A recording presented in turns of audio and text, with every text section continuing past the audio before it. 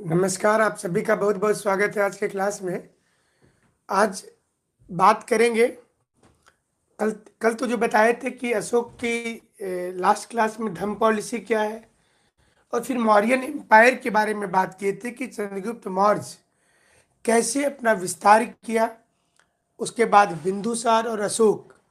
आज परवर्ती शासकों के बारे में पढ़ेंगे कि अलग अलग शासक कौन कौन से थे, और उसके साथ साथ ये भी जानेंगे कि एडमिनिस्ट्रेशन और अलग अलग डिपार्टमेंट ये बौद्धिज्म में कौन कौन सा था। जो डिफरेंट डिपार्टमेंट थे वो कौन कौन से थे बौद्धिज्म में, इस पर भी बात करेंगे आज। तो सबसे पहले आज जानते हैं कि परवर्ती शासक जो है ये कौन कौन से शासक हैं, जो एग्जाम में क्वेश्चन आता है। तो पहले परवर्ती शासकों के बारे में जान जाना है, और इसमें 3 स्रोत है। पहला पुराण, क्योंकि पुराण से बहुत सी जानकारी मिलती है।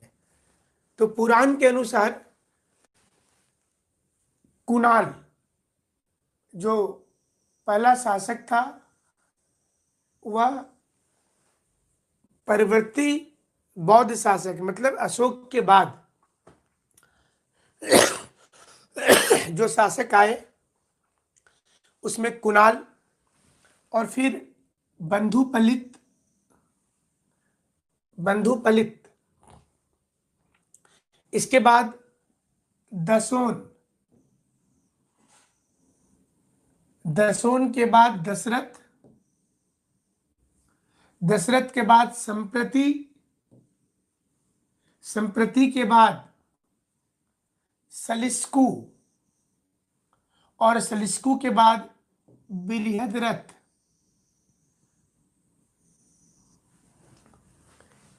ये पुराण के अनुसार कुणाल, बंधुपलित, दसोन, दशरथ, संप्रति, सलिस्कु और बृहद्रथ।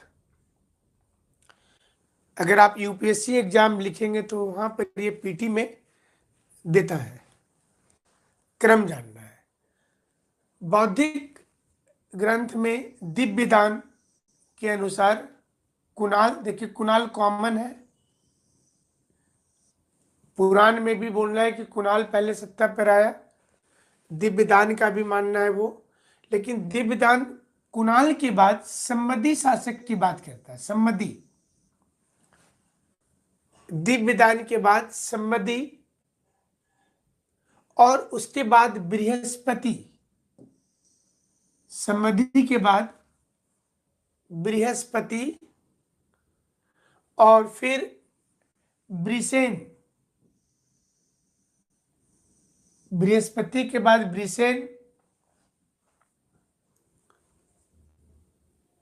और अंत में पुष्यधर्मन। हालांकि ज्यादा लोग बृहद्रथ को मानते हैं कि वो अंतिम शासक थे। बृहद्रथ, पुष्यधर्मन। तारानाथ के अनुसार, लेखक तारानाथ के अनुसार इन्होंने भी कुणाल को माना है अशोक के बाद, तो इसलिए कुणाल को सभी लोगों ने माना, तो अस्पष्ट है। और उसके बाद ये सिर्फ 3 ही राजा की बात करते हैं। तीसरा विगट अशोक, और चौथा वीरसेन।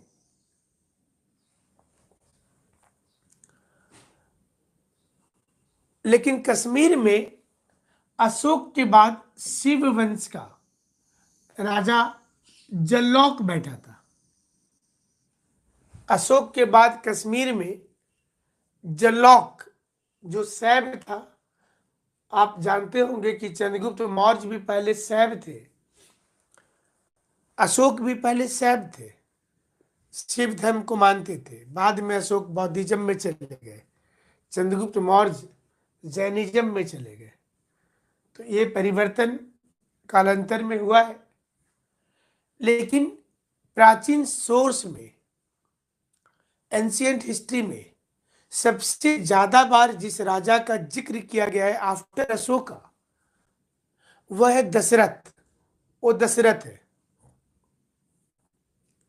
अच्छा, जेपीएससी का नया अध्यक्ष से कोई उम्मीद है कि नहीं, रंजन पूछ रहे हैं।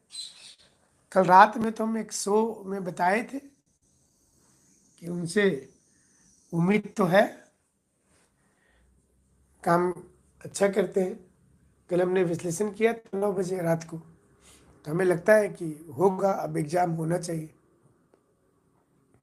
आप लोगों की तैयारी तो ठीक हो ही गई है, तो एग्जाम नया अध्यक्ष अभी ले चाहे कुछ दिन के बाद ले, आप लोगों को फायदा है। तो एक तो इस चीज को समझ लेना है, जब पूछा जाएगा अशोक के बाद कौन कौन से राजा आए थे, तो उसमें आपको परवर्ती शासकों का जिक्र करना है। कल हम लोग बिंदुसार और अशोक किए थे प्रीवियस क्लास में, चंद्रगुप्त मौर्य।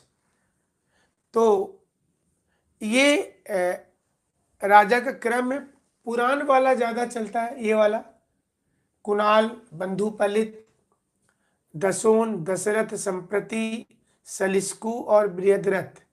तो इसको आप जरूर से याद कर लीजिएगा, तो आपको याद करना है। इसके प्रशासनिक व्यवस्था पर जाते हैं। जितने उस काल के लिखे हुए किताब हैं उसके मुताबिक प्रशासनिक व्यवस्था में एक राज्य का निर्माण 7 अंग से होता था, 7 यूनिट चाहिए। बाद में अर्थशास्त्र में 8वां भी जोड़ा गया है जिसको शत्रु कहते हैं, लेकिन वो 7 अंग जो है, 8वां यहाँ पर हम जोड़ दे रहे हैं ताकि आपके पास लिस्ट रहे। ये बाद में बोला गया कि इसको भी रहना जरूरी है राज्य में, लेकिन मोटे तौर पर अगर देखेंगे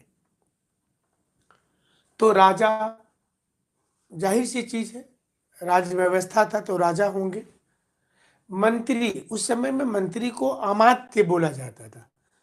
जो चाणक्य के नाम पर कई सीरियल आए हैं, चंद्रगुप्त मौर्य भी सीरियल बना है, तो आप देखेंगे कि इसमें अमात्य शब्द का जिक्र होता है। अमात्य, बार बार अमात्य का मतलब हो गया मंत्री की बात हो रही है। तो एक राज्य में कौन कौन से यूनिट होते हैं, किस किस इकाई को मिलकर के राज्य का निर्माण होता है। राजा होगा, मंत्री होगा, मित्र और कर जिसको कोष कहा जाता है, सेना,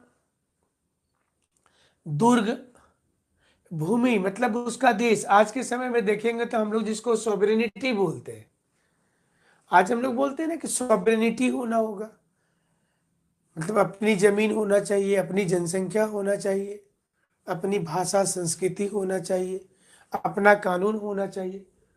तो आज आज का जो सॉवरेनिटी है, ये उस समय में भी मौर्यन एडमिनिस्ट्रेशन में भी इस चीज को लाया गया था कि किसी जब राज्य का निर्माण होगा तो उस राज्य में बेसिकली कौन कौन सी चीजें होंगी। तो जिसमें राजा होंगे, मंत्री होंगे, मित्र होंगे, कर कोष होगा, सेना, दुर्ग और भूमि जिसको देश बोलेंगे, और शत्रु। शत्रु भी चूंकि चूंकि उस समय में, आज भी तो शत्रु है, मतलब आज राजा का शत्रु नहीं है, आज देश का शत्रु है। भारत के किनारे किनारे जितने भी देश हैं तो वो शुद्ध रूप से शत्रु हैं। पाकिस्तान, अफगानिस्तान, नेपाल, भूटान, बांग्लादेश, श्रीलंका, म्यांमार, किसी के साथ हमारा मित्रतापूर्ण संबंध नहीं है। और वो मित्रतापूर्ण संबंध दिखाने वाला है, मतलब ऊपर से तो दिख रहा है, ऊपर से दिख रहा है कि हमारा बहुत अच्छा दोस्त है, लेकिन पीठ में जाकर के छुरा घोप देना है। तो जो जो खिलजी में, तुगलक में डायरेक्ट डायरेक्ट लड़ाई हो जाती थी, यहां पर क्या हो रहा है, छुप करके वार हो रहा है, जिसको आप अंग्रेजी की भाषा में डिप्लोमेसी कहते हैं। काम वही हो रहा है, लेकिन ये देखने में क्या लग रहा है कि बहुत बड़ा डिप्लोमेसी हो रहा है। तो अर्थशास्त्र के अनुसार एक एक राज्य को चलाने के लिए निम्नलिखित पद का होना जरूरी होता है। जिसको उस समय में तीर्थ कहा जाता था। मतलब 18 प्रकार के तीर्थ को बताया गया है कि कुछ और 27 अलग अलग विभाग बनाए गए हैं। 18 तीर्थ जो मेन लोग होते थे राज्य चलाने के लिए। तो एडमिनिस्ट्रेशन में सबसे पहले होता था मंत्री। तो मंत्री और पुरोहित ये सबसे ऊपर होते थे। और फिर समाहर्ता होता था जो जो राज्य का आय व्यय का देखता था, इनकम कहाँ से आता है कहाँ जाता है। तो ये पूरे राज्य का ये इनकम देखता था, तो ये समाहर्ता कहा जाता था। और दूसरा होता था सन्निधाता। जो सन्निधाता होता था वो राजकोषीय विभाग का हेड होता था। जो विभाग बनता था इसको कोषाध्यक्ष आप बोलते हैं। सन्निधाता को कोषाध्यक्ष बोलेंगे। समाहर्ता आय व्यय को, इनकम और एक्सपेंसेस को देखने वाला। जो आज के डेट में अगर देखिएगा तो कैग, आज के डेट में कैग का जो काम होता था, ये दोनों में डिफरेंस है। आज का जो कैग है, अगर आपसे पूछा जाता है कि मौर्य व्यवस्था का एडमिनिस्ट्रेशन को आज के समय से तुलनात्मक अध्ययन कीजिए, तो आपको इसमें ये बताना पड़ेगा कि आज का जो कैग है ये पूर्व का समाहर्ता हुआ करता था मौर्यन सिस्टम से। और सन्निधाता जो हो गया ये ट्रेजरी हो गया, जो ट्रेजरी डिपार्टमेंट का वर्क होता है। तो सन्निधाता को इसको लिख देंगे कि ये ट्रेजरी है, जो पैसा आकर के जमा रखना है, ट्रेजरी। इसके बाद सेनापति, तो आप जानते हैं सेनापति, सेना के हेड। तो ये आर्मी चीफ आज के समय का जो आर्मी हेड होता है, तो एक सेनापति उस काल में भी होते थे। और फिर युवराज, युवराज राजा के बाद युवराज को महत्व दिया जाता था, राजकुमार जो होते थे वो। और इसके बाद जो न्यायालय का प्रधान न्यायाधीश होता था उसको प्रदेष्टा बोलते थे। ये प्रदेष्टा जो पद है ये जुडिशियरी से जुड़ा हुआ है।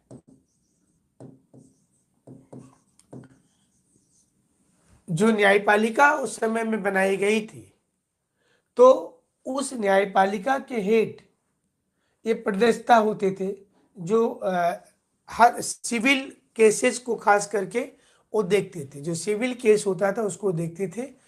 तो आज का जो जुडिशियल सिस्टम है वो प्रदेष्टा, वो हर प्रकार के चीजों पर दंड देना ये उनका काम हुआ करता था। मतलब केस को सुनना, विचार करना। तो मौर्यन बहुत एफिशिएंट एडमिनिस्ट्रेशन हो चुका था। नायक, ये नायक जो होते थे इनका वर्क होता था कि मतलब जब युद्ध होगा तो युद्ध में एक नेतृत्व करने वाला होना चाहिए, मोटिवेशनल आदमी। डिसीजन मेकिंग उसके अंदर होना चाहिए कि कब कब कहां पर किसको लगाया जाए। ये बहुत नेतृत्व, बहुत से लोग तो ये पद राजा अपने पास ही रख लेते थे, ये राजकुमार को सौंपते थे कि वो नायक रहेगा। तो ये पद जो होता था ये युद्ध के मैदान में नेतृत्व करने वाला जो पोस्ट था वो नायक पद था। युद्ध के मैदान में नेतृत्व करना उसको नायक बोलते थे। आप देखते होंगे वॉर में के समय में डिसीजन मेकिंग पावर, और अगर नायक अच्छा होगा, जैसे आप बाबर, बाद के काल में जब 1526 ईस्वी में बाबर युद्ध करने आया था तो उसके पास सैनिक की संख्या बहुत कम थी। तो उसके सैनिकों में विद्रोह हो गया कि हम अगर युद्ध करने जाते हैं तो इब्राहिम लोदी तो मार देगा, उसके पास तो 2-3 लाख के सैनिक है, हमारे पास तो 5 से 10 हजार लोग हैं। तो बाबर एक कुशल नेतृत्वकर्ता भी था। तो उसने अपने सैनिकों को ये बताया और उसने तुलंगामी सिस्टम लाया, जिसमें सेना को इस प्रकार से खड़ा किया जाता है कि उसकी टुकड़ी में कितने लोग हैं ये पता नहीं चलता है। तो पहले लोग दूरबीन से देख देख करके बताते थे कि इतना लोग आ रहा है, उसको उधर से घेरना है। तो बाबर जब युद्ध करने निकला तो उसने अपने सैनिकों ने बोला कि हम लोग नहीं जाएंगे। तो रात के समय में मीटिंग रखा गया, और मीटिंग रखा गया तो उसमें बाबर ने पूछा क्या दिक्कत है। तो लोग बोला कि हम लोग 10-15 हजार लोग हैं और वो 2 लाख की सैनिक लेकर के है, तो कहां से सीखेंगे लड़ने। तो बाबर ने कहा कि तुम लोग 10 हजार जो लोग हो, ये सारे को युद्ध में जाना ही नहीं है, हमको तो सिर्फ 1500 आदमी लेकर के जाना है, सिर्फ 1500 चाहिए। तो उन लोग बोला क्यों, हम तो 10 हजार में डर रहे हैं, आप बोलते 1500 लेके जाएंगे। तो बाबर ने कहा कि हमारा एक सैनिक, हमको पता है तुम्हारे अंदर क्या काबिलियत है, तो हमारे एक एक सैनिक जो है वो 5 हजार को फाइट अकेले करेंगे। ये हमको मालूम है कि एक सैनिक 5 हजार को फाइट करेंगे, तो 10 हजार आदमी को लेकर के जाने का कोई तुक नहीं बनता युद्ध जीतने के लिए, क्योंकि उसके पास में 2 लाख सैनिक है, जो हमको गुप्त से सूचना मिला है। तो हम अगर 100-200 भी लेके जाते हैं तो युद्ध तो हम ही को जीतना है, तो फिक्स है, चाहे वो 3 दिन में जीते चाहे 4 दिन में जीते। और अगर 10,000 आदमी जाते हैं तो 1 घंटा में जीत जाएंगे, बस डिफरेंस यही है, जीतना तो हम ही को है। तो वो एक अच्छा नायक था, युद्ध के मैदान में कैसे नेतृत्व करना है ये बाबर को पता था, कॉन्फिडेंस कैसे देना पता था, और उसके सैनिकों में एक जोश आ गया। और वो सैनिक इब्राहिम लोदी की लाखों के जो भीड़ होती है उसको देखिए जाकर के हरा करके एक नया सत्ता का स्थापना कर दिया। तो ये नायक जो उस समय में मौर्यन काल में होते थे, उनको जिम्मेवारी दी जाती थी कि आप युद्ध के मैदान पर नेतृत्व कीजिए, अगर आप ही छोड़ करके भाग जाइएगा तब तो फिर पूरा चीज बर्बाद हो जाएगा। तो इसलिए नायक का पद था। कर्मांटिक, ये इंडस्ट्री से जुड़ा हुआ पोस्ट था।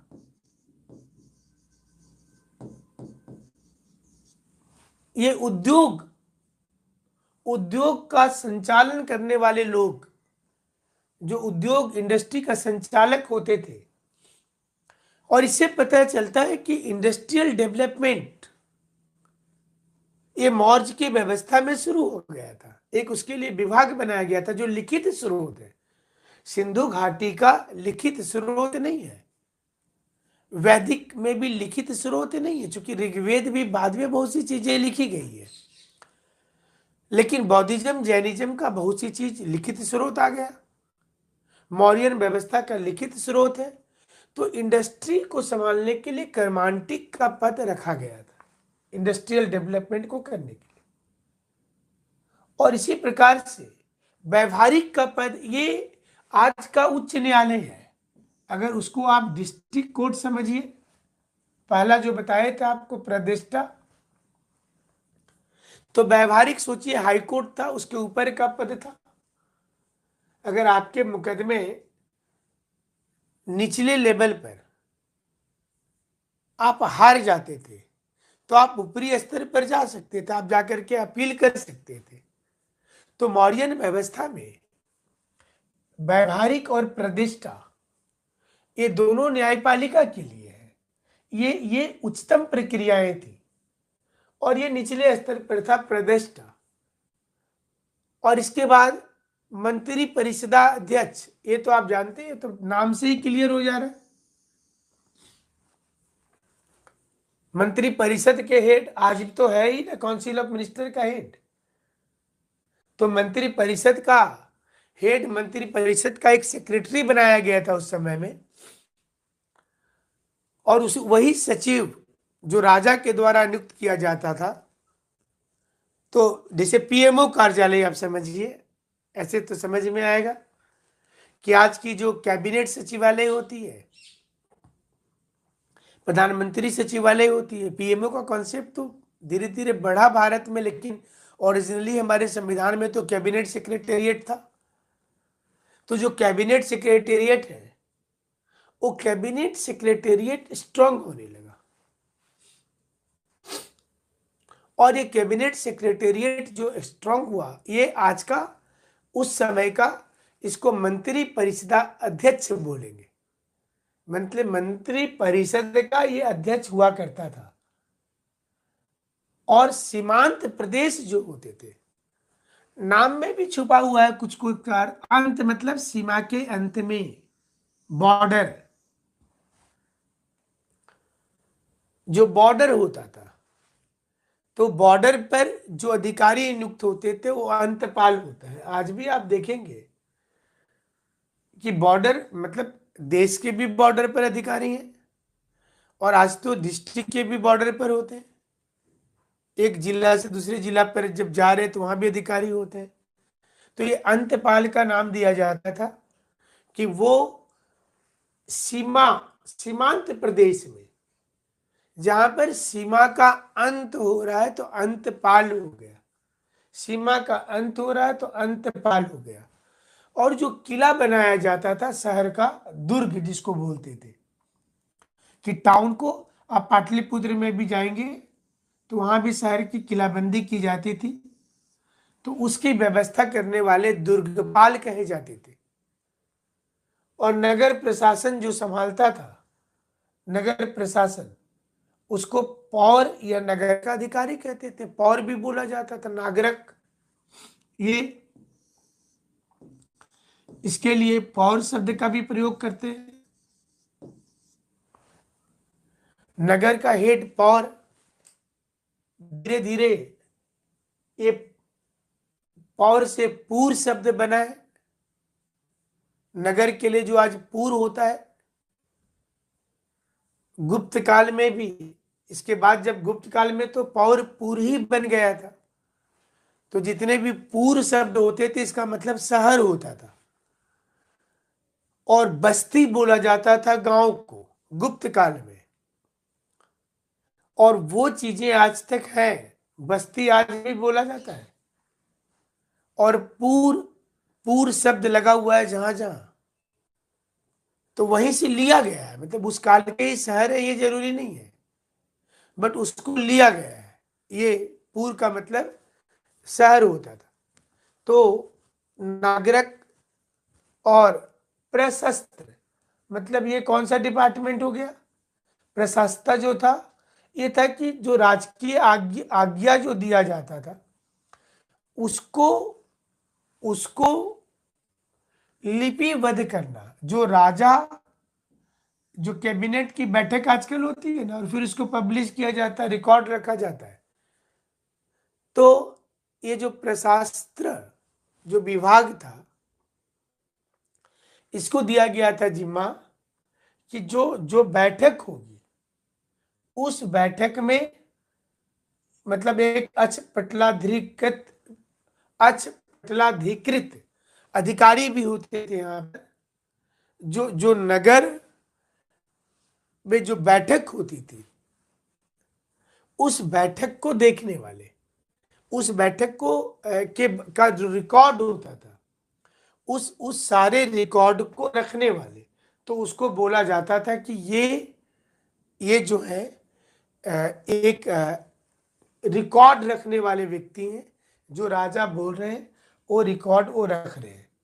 तो और जो जो राजा का महल होता था, वहां पर दौवारिक,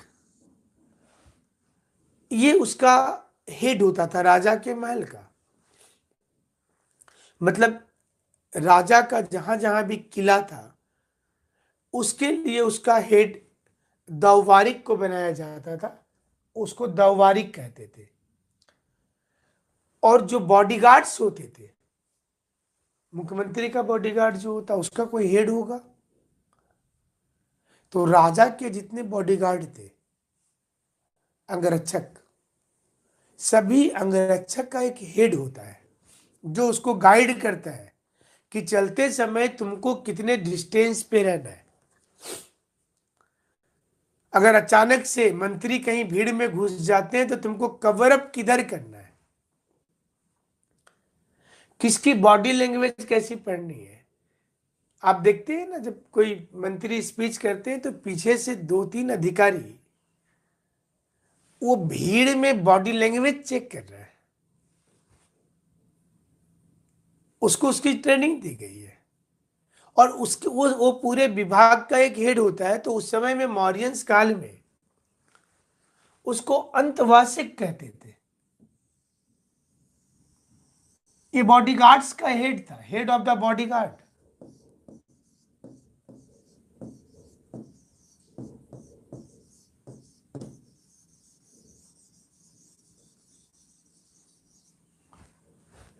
अंतवासिक, ये जितने भी बॉडीगार्ड्स होते थे उसका ये हेड था। और आठविक होता था, एक प्रकार की सेना थी आठविक, और उसका उसका हेड था, उसको आठविक अध्यक्ष बोलते थे। और ये मतलब अकाउंटेबिलिटी, जो आर्मी की अकाउंटेबिलिटी वाला डिपार्टमेंट था कि सेना के लिए जवाबदेही कौन लेगा, तो वो दंडपाल कहा जाता था। तो मौर्यन एडमिनिस्ट्रेशन में एक हायरार्की नजर आता है, ऊपर से लेकर नीचे तक, और विभाग बटा हुआ था जिससे कि बेहतर काम हो पाए। अलग अलग विभाग बटा हुआ था। और इसमें भी ये मुख्य राजा जिसको डायरेक्ट कंट्रोल करते थे, जिसको राजा डायरेक्ट कंट्रोल करते थे, ये वो 18 विभाग थे जिसको उस काल में तीर्थ कहा जाता था मौर्यन व्यवस्था में। ये जानकारी अर्थशास्त्र के स्रोत से पता चलता है। अब 27 अलग अलग अध्यक्ष बनाए गए थे, 27 अलग अलग अध्यक्ष बनाए गए थे, जिसमें समाहर्ता और सन्निधाता फिर से 2 अध्यक्ष थे अलग अलग। एक राजस्व विभाग का हेड था, रेवेन्यू डिपार्टमेंट का, वो जो तीर्थ में जो समाहर्ता सन्निधाता थे उनके काम अलग दिए गए थे। इसके अलावा अलग से डिपार्टमेंट बना दिया गया था, और इस डिपार्टमेंट में समाहर्ता राजस्व विभाग का हेड था, और सन्निधाता को जिम्मेवारी दी गई थी कि जो राज खजाना होता है, शाही खजाना, वो विभाग का वो हेड रहेगा। ये समाहर्ता जो थे, इनको जिम्मेवारी दी गई थी राजस्व रेवेन्यू के लिए।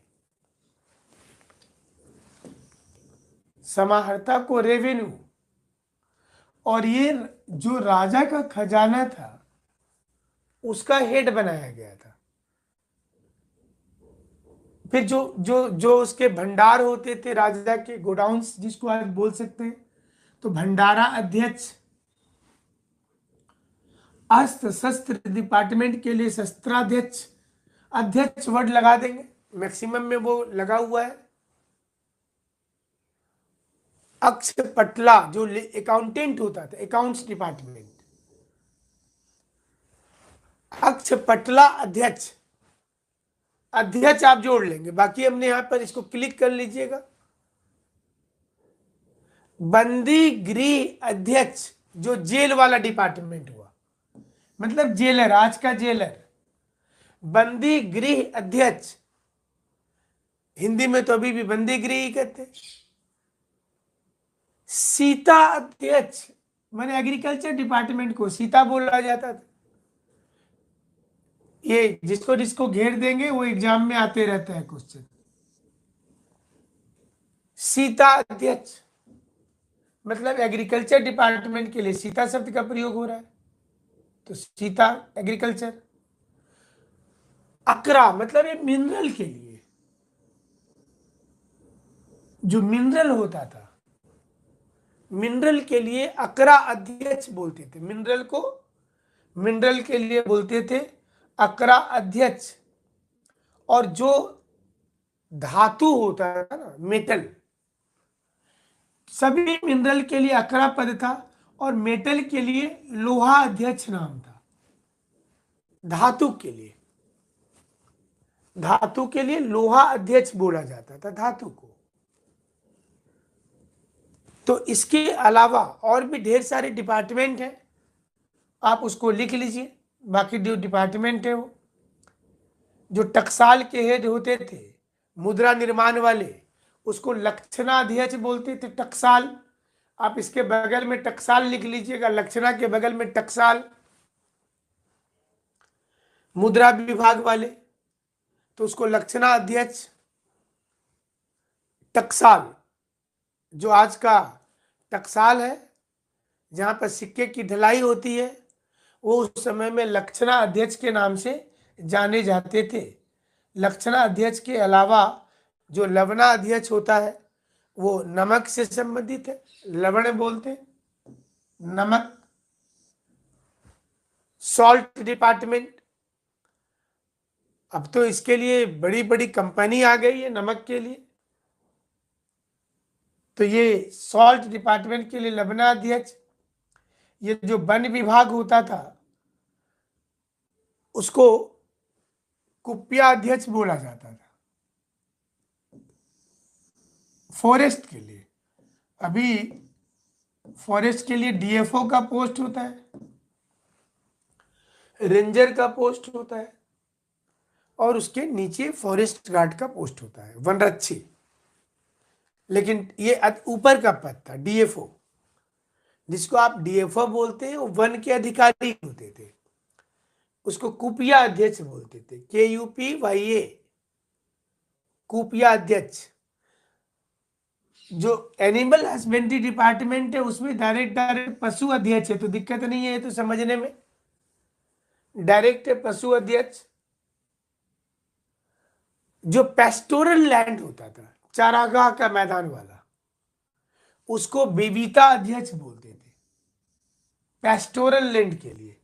मतलब ऑलमोस्ट सारे डिपार्टमेंट आज वाले हैं, सिर्फ नाम संस्कृत से थोड़ा मिलता जुलता है। तो जो पेस्टोरल डिपार्टमेंट थे वो चारागाह का होता था, मवेशी पालन। इससे पता चलता है कि मौर्य काल में ये सारे अध्यक्ष को पढ़ने से क्या पता चल रहा है कि उस काल में सारी व्यवस्थाएं थी। उस काल में ये व्यवस्थाएं थी जिसमें अलग अलग डिपार्टमेंट हुआ करते थे और उसमें अधिकारियों की नियुक्ति होती थी। तो इससे पता चल रहा है कि उस काल में पशुचारण होता था। और एक मुद्रा अध्यक्ष होता था जो ये देखता था, ऐसे तो टकसाल वाले थे ही, लेकिन इसका काम होता था कि जो मौर्य व्यवस्था से बाहर जो व्यापार हो रहा है, तो एक्सचेंज ऑफ करेंसी, मौर्य व्यवस्था जो मौर्य के साथ बाहरी साम्राज्य का व्यापार हो रहा है ना। तो अगर बाहरी साम्राज्य का व्यापार हो रहा है मौर्य के साथ में, तो कौन सी करेंसी को आने देना है और कहाँ कितना करेंसी जाएगा मौर्य का, इसको देखना ये मुद्रा अध्यक्ष का नाम रखा गया था।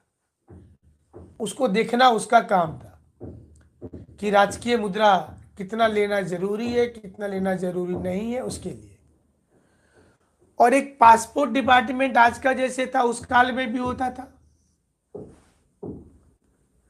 पतना अध्यक्ष होते थे, मतलब पोर्ट पे जो अभी नेवी वाले काम करते हैं, पतना अध्यक्ष मतलब पोर्ट, व्यापार के लिए जो समुद्री किनारा था वहां से यूज किया जाता होगा, है ना, उस समय में यूज होता होगा ये। संस्था अध्यक्ष होते थे जिसका काम होता था कि व्यापारी मार्ग जो होता था, ट्रेड रूट, उस ट्रेड रूट का हेड, जिसको जिसको आज क्या बोलते हैं, टोल ब्रिज टैक्स, दो राज्य के बीच में चुंगी कर लगा दिया जाता है कि अलग अलग राज्यों से जो वाहन जा रहे हैं उसको टैक्स देना है। तो ये टोल ब्रिज टैक्स, तो उसके लिए जो प्रयोग किया जाता था वो संस्था अध्यक्ष होते थे। इसके अलावा शुल्काध्यक्ष थे जिसका काम था चुंगी विभाग का अध्यक्ष, एक तो व्यापार मार्ग में थे और जो टोल टैक्स लगता था उसके जो हेड होते थे उसको शुल्क अध्यक्ष बोलते थे। शुल्क अध्यक्ष आसान है, शुल्क अध्यक्ष तो बहुत आसान है, शुल्क लेने वाले, ये भी तो बहुत आसान है। तो पहले भी बताए हैं, अंतपाल, सीमा का रक्षक, सीमा का रक्षक अंतपाल। इसके अलावा एक्साइज जो है ना, सूर अध्यक्ष, आज का जो एक्साइज ड्यूटी लगता है, आबकारी विभाग, तो ये आबकारी विभाग सूराध्यक्ष कहे जाते थे, ये आबकारी विभाग होते थे, सूराध्यक्ष।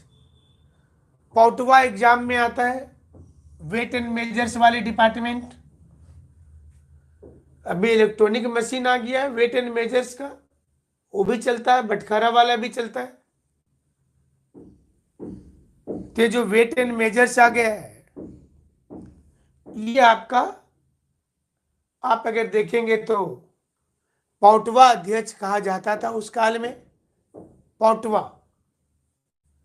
और पौटवा के साथ साथ रुई काटने, कपड़ा बुनने वाले लोग उस काल में सूत्राध्यक्ष होते थे इस डिपार्टमेंट का।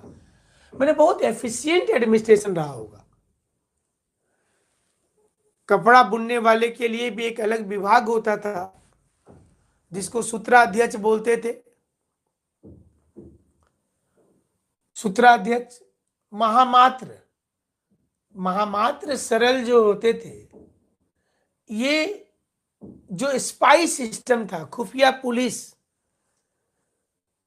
सीबीआई, आईबी, वैसा वैसा हिट, आज का सीबीआई डायरेक्टर जैसे होता है वैसे महामात्र सरल नाम होता था, जो एक एफिशिएंट स्पाई सिस्टम के हेड होते थे। पुलिस विभाग का भी अंदरूनी चीजों को देखते थे कि कौन क्या कर रहा है। हमारे राज्य में काम करने वाला कहीं दूसरा कोई से तो नहीं मिल रहा जा करके, कहीं ऐसा तो प्लानिंग नहीं है कि हमारे यहाँ काम करता, मिलता किसी और से। तो वो महामात्र सरल एक डिपार्टमेंट होता था, ये एफिशिएंट स्पाई सिस्टम था। और राजदूत तो जानते हैं, एम्बेसडर, जो दूसरे प्रांत में जाकर के डिप्लोमेसी करते थे, बातचीत करते थे।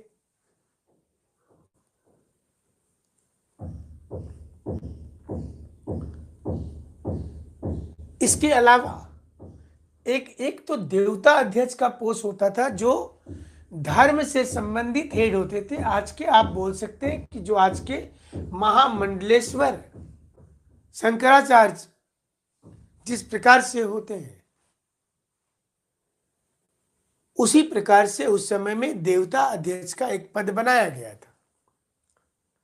और साथ में कुछ कुछ एक्स्ट्रा भी पद थे, मतलब ये तो 27 विभाग है, इसके अलावा छोटे छोटे अन्य विभाग, जैसे जो बूचड़ खाना होता है, इसके लिए सूहना अध्यक्ष होता था। बूचड़ खाने पर नजर रखने के लिए स्पेशली इनकी डिपार्टमेंट होती थी। जो प्रोस्टिट्यूशन डिपार्टमेंट था उस काल के, उसमें गणिका अध्यक्ष होते थे। जो उस चीजों को नियंत्रित करते थे। उसी प्रकार से दूरी और काल पीरियड्स नापने के लिए माप अध्यक्ष होते थे। जेल खाने का अध्यक्ष बंधिया अध्यक्ष होता था। पासपोर्ट जारी करने वाला वत्या अध्यक्ष कहा जाता था। व्यापार विभाग का हेड पनिया अध्यक्ष होता था। ये मौर्यन एडमिनिस्ट्रेशन में ऑलमोस्ट सारे डिपार्टमेंट दिखाई दे रहे। जो डिपार्टमेंट आपको लगता है कि आज के समय में, जो डिपार्टमेंट आज के समय में है, एग्जिस्ट कर रहा है, ये सारे डिपार्टमेंट दिख रहे हैं। जो आज के समय में एग्जिस्ट कर रहा है, सारे डिपार्टमेंट दिख रहे हैं। और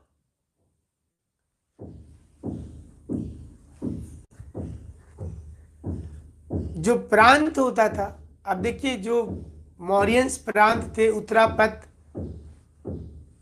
उत्तरापथ जिसकी राजधानी तक्षशिला थी, अवंती राष्ट्र जिसकी राजधानी उज्जैन थी, कलिंगा जिसकी राजधानी टोसाली थी, दक्षिणापथ स्वर्णगिरी और प्राच यानी कि पाटलिपुत्र। सबसे बड़ा यूनिट प्रांत होता था, प्रदेश, फिर जिला, फिर विषय को अहर भी बोलते थे। और इसको देखरेख करने के लिए 3 अधिकारी होते थे, प्रादेशिक, रज्जुक और युक्ता। प्रादेशिक, आप अगर देखें मैप में तो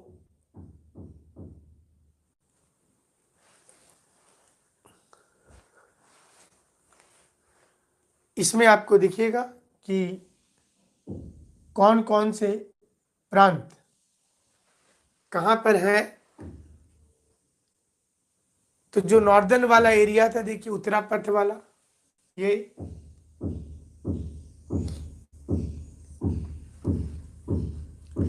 अवंती वाला राष्ट्र का ये इलाका था। ये टोसाली है, तो ये वाला एक अलग प्रोविंस था इसका। और एक दक्षिणापथ जो ये वाला इलाका था, ये यहां पर स्वर्णगिरी है। इस जगह में यहां पर स्वर्णगिरी है जहां हमने स्पॉट किया है।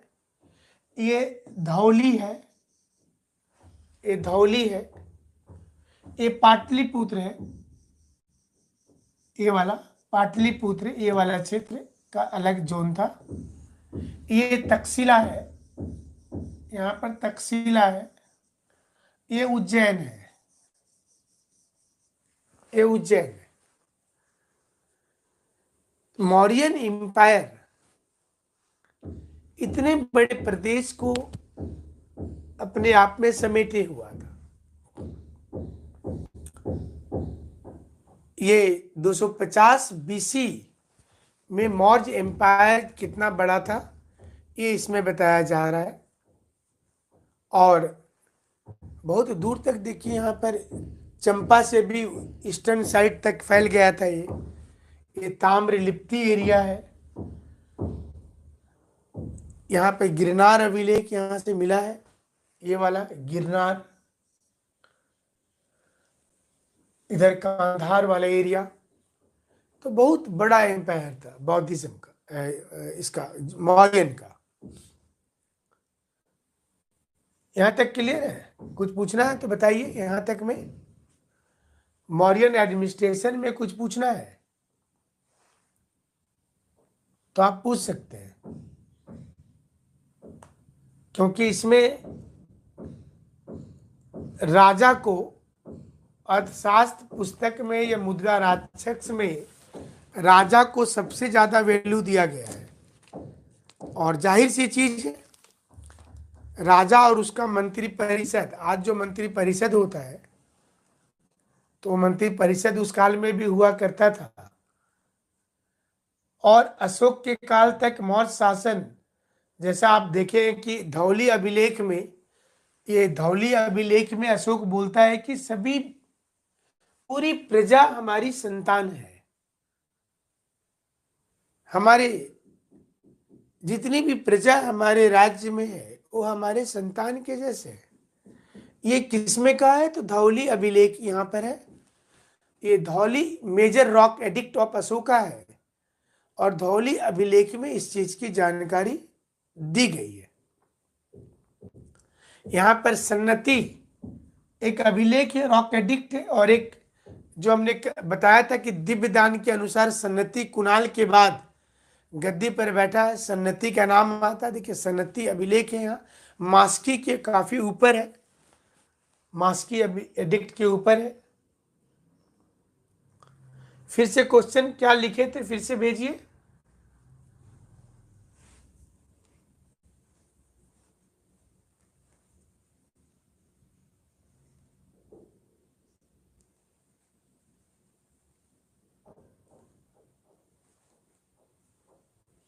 कोई क्वेश्चन था, एक बार फिर से भेजे, देख नहीं पाए थे।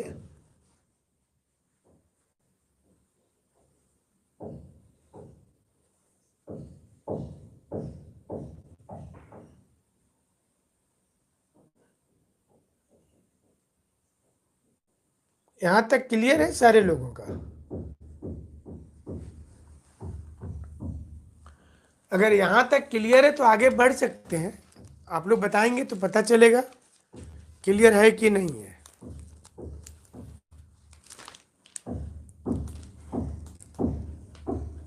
क्लियर है?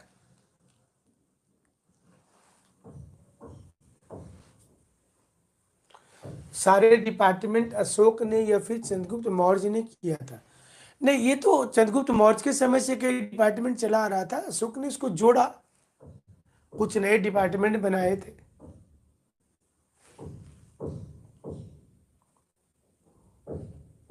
प्रादेशिक सबसे, मतलब उसमें प्रांतों में बड़ा अधिकारी प्रादेशिक होता था, क्योंकि प्रदेश का हेड है, ऐसे भी तो प्रादेशिक सबसे बड़ा होगा।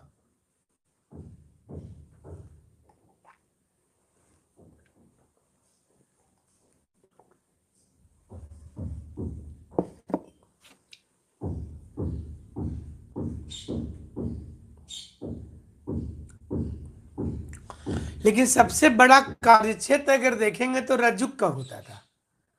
कई एडिक्ट में लिखा हुआ है कि रज्जुक को बहुत बड़ा क्षेत्र संभालना पड़ता था और उसकी मुलाकात लाखों लोगों से होती थी।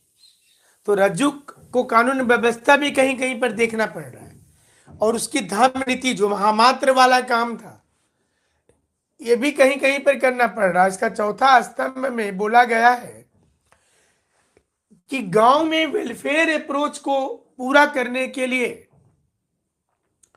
गांव में वेलफेयर अप्रोच को पूरा करने के लिए रज्जुक की नियुक्ति की गई थी। जो रज्जुक अधिकारी थे वो गांव में वेलफेयर अप्रोच को पूरा कर रहे थे, जन कल्याणकारी योजनाओं को पूरा कर रहे थे।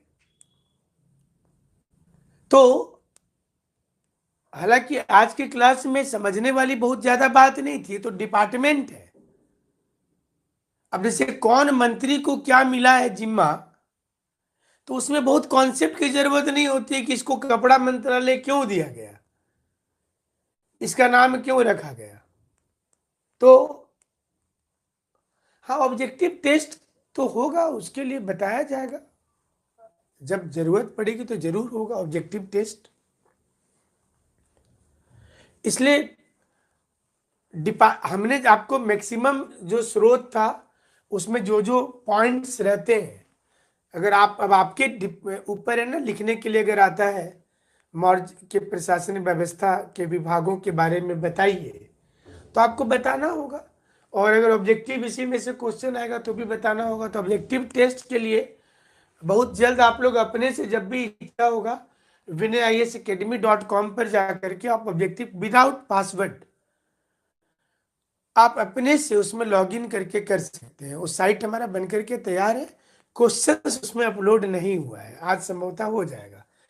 तो आप उसमें 100 क्वेश्चन के टेस्ट पेपर हैं, आप उसमें vinayisacademy.com पर जा करके आप उसमें टेस्ट देंगे। टाइमिंग उसमें रहता है दिया हुआ, कितने देरी में आप टेस्ट दे रहे हैं, कितना आपका एक्यूरेसी आया मार्क्स का। तो वो आपको एक जेन्युइन पता चलेगा। जब भी आप खाली रहेंगे आप वहां पर जाकर के टेस्ट दे सकते हैं। और उसमें चूंकि व्याख्या प्रश्न का वहां नहीं रहेगा, वो व्याख्या हम आपको यहाँ पर बता देंगे। टेस्ट आपको देना है तो टेस्ट नंबर 1 से शुरू होकर के उसमें 200-300 टेस्ट पेपर होंगे, तो वो टेस्ट पेपर आपको करना होगा, है ना।